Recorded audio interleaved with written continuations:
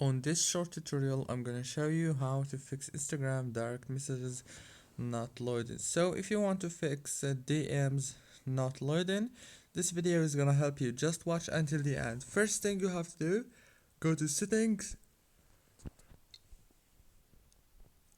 go to the apps manager, go to the apps again, go to Instagram right here. If you didn't find it, just scroll until you find it and click on it, and then click here on this option for stop.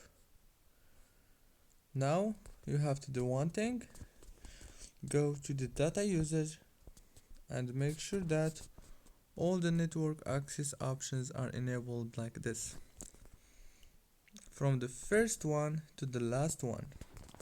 Go back. Now turn off your phone and turn it on again, and congratulations.